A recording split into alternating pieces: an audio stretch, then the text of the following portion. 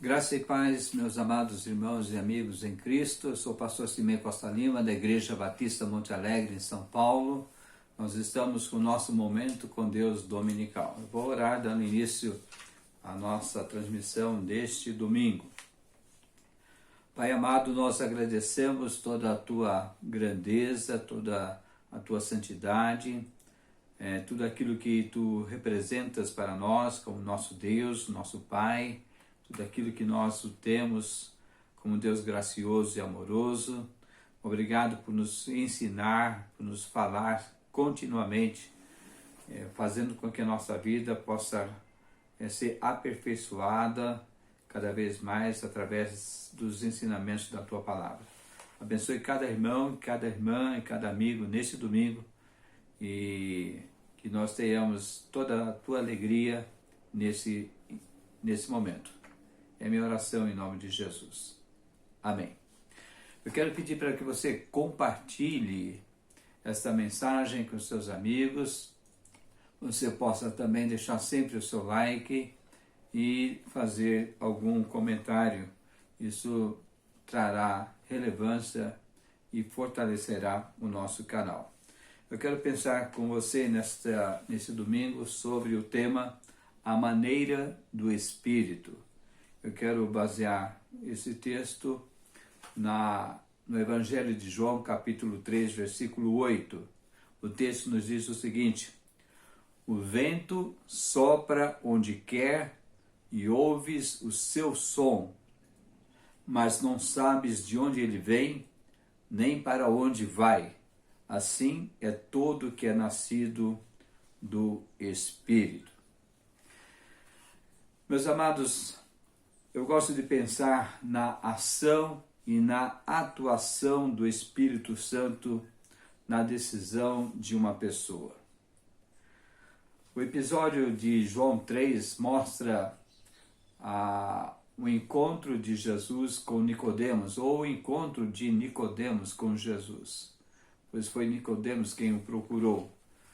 E ali é travada uma conversa muito interessante e Nicodemos é chocado, ele fica assim com aquela mensagem de Jesus dizendo que era necessário nascer de novo para que se entrasse no reino dos céus. E Nicodemos pergunta como que isso seria possível. Jesus fala a respeito disso, sobre esse nascimento é feito pelo próprio Espírito de Deus. Então ele diz: o vento sopra onde quer e ouves o seu som, mas não sabes de onde ele vem, nem para onde vai. Assim é todo o que é nascido do Espírito. E Jesus atribui ao Espírito sempre o novo nascimento. E o Espírito faz à sua maneira. É Ele quem convence o pecador do seu pecado, da justiça e do juízo. O apóstolo Paulo teve uma experiência muito interessante em que Lucas registra lá no livro de Atos, no capítulo 17, versos 16 a 34. Paulo se encontra em Atenas e ele vai até uma praça, e ali naquela praça há vários ídolos de imagens, várias esculturas de vários deuses. E o que acontece? Paulo vê ali um escrito dizendo ao Deus desconhecido, e Paulo começa então a travar com os atenienses uma discussão. Ele prega ali debatendo com aqueles homens. E o que nós vemos no capítulo 17? Nós vemos Paulo defendendo a sua tese, defendendo o seu argumento, porque eles deveriam adorar aquele Deus desconhecido para os atenienses. Mas ele só vai fazer uma referência a Jesus sem mencionar o seu nome no versículo 31. Nós estamos em Atos 17, 31. Ele diz: porquanto estabeleceu um dia em que há de julgar o mundo com justiça por meio de um varão que destinou e acreditou diante de todos, ressuscitando-o dentre os mortos. Meus amigos, meus irmãos, o resultado desta pregação, vamos dizer, de Paulo, que ele foi muito filosófico, o resultado foi que poucos creram lá em Atenas. O verso 34 desse capítulo diz que houve, porém, alguns homens que se agregaram a ele e creram. Alguns. E entre eles estava Dionísio, o Areopagita, uma mulher chamada Dâmaris, e com eles outros mais. Então, poucos convertidos com a pregação de Paulo. E no capítulo 18, Paulo desce para Corinto. E aí é que, segundo alguns estudiosos, que Paulo reflete sobre a pregação em Atenas e diz, eu vou abrir lá na primeira carta aos Coríntios, capítulo 2, os versos 1 a 5, ele dizendo, então Paulo saiu de Atenas, vai para Corinto e pensa, e diz assim, eu, irmãos, quando fui ter convosco, anunciando-vos o testemunho de Deus, não o fiz com ostentação de linguagem ou de sabedoria, porque decidi não saber entre vós senão a Jesus Cristo e este crucificado. E foi em fraqueza, temor e grande tremor que eu estive entre vós. A minha palavra e a minha pregação não consistiram em linguagem persuasiva de sabedoria, mas em demonstração do Espírito e de poder, para que a vossa fé não se apoiasse em sabedoria humana, e sim no poder de Deus. Meus queridos, filosofia não é a pregação do Evangelho. Então, infelizmente, há muitos que gostam de filosofar nas suas pregações, e a pregação não é para expor as ciências humanas, é para expor a palavra de Deus. Eu vejo que depois dessa carta que Paulo reconhece que a pregação dele era sobre a pessoa de Jesus e este crucificado, é que ele vai falar mais tarde, lá para Timóteo, prega a palavra. O pregador tem que pregar a palavra de Deus. Mas é interessante que quando se prega a palavra, aí o papel passa a ser do Espírito, a responsabilidade do Espírito Santo de Deus no convencimento. E eu gosto de lembrar de alguns fatos interessantes. Outro dia eu estava ouvindo um pregador nacionalmente conhecido, ele contando da sua experiência quando esteve com um juiz de direito que não acreditava nas coisas de Deus, não acreditava em Deus, não acreditava na Bíblia. E ele disse que ele passou 3 horas conversando com aquela pessoa e nada. Ele parou naquele instante e refletiu, não, está tudo errado. E ele falando consigo mesmo. E ele começou então a falar de Jesus. Simples. Falar quem era Jesus. E daqui a pouco aquele homem estava em lágrimas e veio a entregar a sua vida a Cristo Jesus. Eu quero aqui relatar a história que eu li no livro do pastor João Soares da Fonseca. A história de Manuel de Souza. Ele diz que Manuel de Souza ele tinha 32 anos e levava uma vida difícil no Rio de Janeiro, lá em 1951. E o Manuel trabalhava numa oficina metalúrgica perto ali da Central do Brasil. Quem conhece o Rio de Janeiro sabe da região que eu estou falando.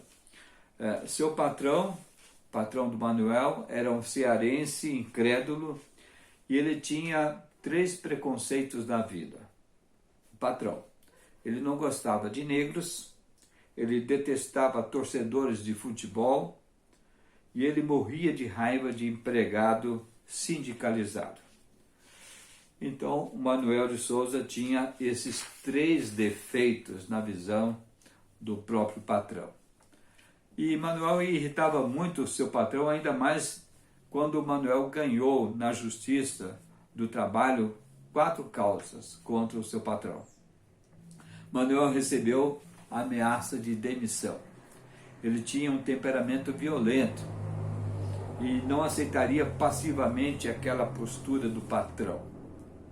Ele então pensou em dar uma lição definitiva no seu patrão. Manuel planejou matar o seu patrão. Eu estou falando patrão porque no livro mesmo o pastor João Soares da Fonseca, ele não menciona o nome do patrão de Manuel. Mas então, Manuel planejou matar o seu patrão, fixou uma data. Ele dizia, daqui a 8 dias eu vou matar esse senhor. E começou a preparar na própria oficina a barra de ferro com a qual ele queria exterminar com a vida do seu patrão. Tudo planejado, com sigilo, tudo bem feito. Ele estava bem resoluto àquele ato bárbaro. Só que depois Jesus entrou na história. Faltavam 2 dias para que Manuel consumasse esse ato. E faltando 2 dias para que isso acontecesse, Jesus entra na história, na vida de Manuel. Havia um grupo de irmãos fiéis cuja compulsão era pregar o Evangelho a todo aquele que passasse ali na estação Dom Pedro I, na cidade do Rio de Janeiro. E sem saber como, Manuel um dia se vê parado ouvindo aqueles jovens pregando a palavra. Mas a prova cabal de que o Espírito de Deus operou profundamente no coração das pessoas, e no caso da vida de Manuel, é que naquele dia, com aquele grupo de jovens, o pregador era um leigo. E ele não sabia dizer coisa com coisa. E isso nas palavras do pastor João Fonseca. Era um jovem que não sabia pregar. Era um iniciante na arte da pregação. E ele tinha muita dificuldade. Aquele jovem, ele leu a passagem de Êxodo, capítulo 20, versículo 13. Não matarás. E não sabendo desenvolver o tema, ele repetia, não matarás. Fazia uma pausa e repetia, não matarás. E foi assim até devolver a palavra ao dirigente. Do ponto de vista da homilética, que é a arte, a ciência que ensina a pregar a palavra, o fracasso daquele jovem, daquele homem foi absoluto, foi um fracassado. Mas foi suficiente para sacudir a alma do Manuel. O Espírito o convenceu naquela hora a não cumprir o seu cronograma assassino. A vingança deu lugar ao perdão e à reconciliação. O ódio ruiu. O patrão pôde viver ainda muitos anos, porque Manuel morreu primeiro. Morreu antes de matar. No dia 24 de março de 1997, Manuel de Souza, crente no Senhor, deixou este mundo para estar com seu Senhor aos 77 anos. A maneira do Espírito agir, só Ele sabe, é como o vento. Então, queridos, a maneira do Espírito. Quem é que pode dizer como é que o Espírito trabalha? É Ele quem decide a forma, a maneira. Há muitos relatos, muitas experiências de conversões que para alguns podem... Como que a pessoa vê se converter apenas com essa palavra? É a maneira do Espírito. Não é a nossa maneira. Não é a nossa forma. Eu mesmo já vivenciei muito isso. de tentar explicar teologicamente a salvação para alguém. Não dá certo. Não dá certo. É expor a pessoa de Jesus e a sua missão. Dizer que a pessoa é pecadora e que ela precisa de Jesus. Isso basta. Isso é o que o Espírito quer que nós falemos. Então, a maneira do Espírito não é a nossa maneira. Nós vemos aqui o apóstolo Paulo tendo uma experiência quase que negativa em Atenas. Para muitos acham que não, que ele foi bem sucedido. Mas eu vejo que em Atenas, Paulo não há um relato de nenhuma igreja cristã nascida em Atenas, ao contrário de Corinto e outras cidades gregas, mas quando Paulo reconhece que a pregação dele tinha que ser apenas falar a respeito de Jesus crucificado, muda completamente o seu estágio, a sua maneira de enxergar a necessidade do homem e aquilo pelo qual ele fora chamado por Deus para fazer. A maneira do Espírito. Voltando ali em João capítulo 3, eu vejo que Nicodemos começou a entender como era simples o que Jesus estava querendo dizer a ele. E o Espírito participou disso. Nicodemos, é necessário você nascer de novo. O Espírito é quem vai concluir a mensagem de que Nicodemos necessitava e de que todos nós necessitamos. É simples. O Evangelho de Jesus é simples. O Espírito de Deus trabalha à sua maneira, à sua forma, para o convencimento do pecador. Que nós descansemos nesse agir do Espírito de Deus, que nós descansemos na forma e na maneira como Deus trabalha, nos ensinando, nos movendo, nos falando como deve ser sempre o nosso relacionamento com Deus, que essa seja a nossa posição em aceitar esse desígnio de Deus, esse agir de Deus através do seu Santo Espírito. Que Ele nos abençoe e que sejamos enriquecidos pelo Espírito de Deus continuamente. Eu quero orar, encerrando a nossa reflexão deste domingo. Pai amado e querido, muito obrigado, Senhor, por tudo aquilo que o Senhor nos tem dado. Obrigado pelo agir do Teu Santo Espírito. Obrigado, ó Pai, porque é com Ele que nós entendemos como é a forma que Tu trabalhas. Não é segundo a nossa sabedoria, não é segundo a forma como nós desejamos, mas é como o Teu Espírito quer. Louvado seja o Teu nome, pela presença, pelo agir do Teu Santo Espírito nas vidas de todos aqueles que um dia aceitaram Jesus Cristo como seu Senhor e Salvador. Agora nos abençoe, Senhor, neste domingo, nos cultos presenciais. Nos abençoe, ó Pai, para que o Teu nome seja cada vez mais glorificado e honrado através da nossa presença, através da nossa comunhão com o Senhor. São essas bênçãos que eu clamo e peço e agradeço em nome de Jesus. Amém. Eu quero lembrá-lo de que terça-feira teremos o nosso momento com Deus, momento de oração. Deus abençoe a sua vida, Deus abençoe a sua família. Tenha um ótimo domingo no amor de Cristo. Amém.